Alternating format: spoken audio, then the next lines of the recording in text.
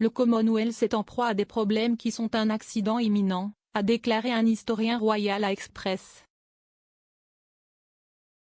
Co.uk. La reine Elisabeth II, 96 ans, donne le coup d'envoi des célébrations du jubilé de platine pour marquer ses 70 ans sur le trône le mois prochain. Dans moins de 15 jours, la monarque la plus ancienne de Grande-Bretagne conduira la nation dans un week-end de férié prolongé du 2 au 5 juin pour marquer son règne historique.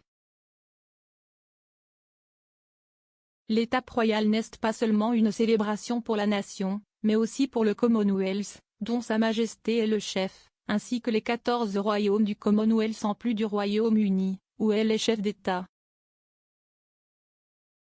Depuis qu'elle a succédé à son père, le roi George VI, sur le trône en 1952, le Commonwealth est au cœur de la reine. Le corps, qui comprend de nombreuses anciennes dépendances et colonies britanniques, figurera dans les célébrations du jubilé à travers le monde. Quelques 54 phares seront allumés dans toutes les capitales du Commonwealth, tandis que des déjeuners du jubilé sont également prévus dans les pays qui font partie de l'association politique. Aujourd'hui, cependant, le Commonwealth a été déchiré par l'historien royal, le Dr Edison Owens, ancien professeur d'université et expert de la maison de Windsor, qui est l'auteur du livre The Family Firm, Monarchy, Mass Media and the British Public. 1932-1953. En interview with express.co.uk, he claimed that it is a fraught with issue, explaining, it is a very problematic organization. It is full of contradiction and problems and arguably many part of Commonwealth politics are just best avoided. They are an accident waiting to happen. The Commonwealth is home to about 2.6 billion people, out of that 9 billion across the globe, and accounts for roughly 1/3 of the world's population.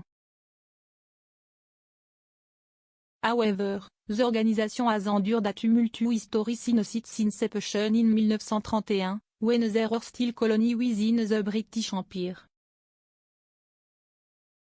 Several nations have left the bloc, the last being the Maldives in 2016, although the Southeast Asian nation rejoined in 2020. The breakup of the Commonwealth is something that the Queen's son and heir Prince Charles may be reconciled to, according to Dr. Owens. He said, I think Prince Charles is more naturally accepting if the other 14 realms go their own way. I think he will accept that a part of something natural. I don't think he will put up too much opposition to resisting a change. He will possibly be more resistant in the context of Canada, Australia and New Zealand. But I don't think Prince Charles added to the idea of the Commonwealth, if you like the global stage on which monarchy can perform, his mother is. And in that respect, I would not be surprised if he does seek to reduce if you like the Crown's commitment to the Commonwealth.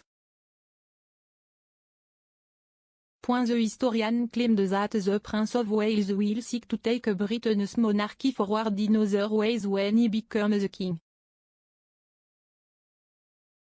He said, I think he will be very careful to leave his own stamp on the monarchy.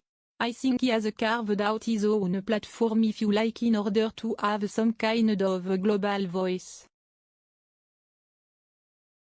That is not via the Commonwealth, but it is instead by addressing the pressing issue of climate change and the need to preserve the natural world. He has been very on the money with that. He has been talking about it since the 70s.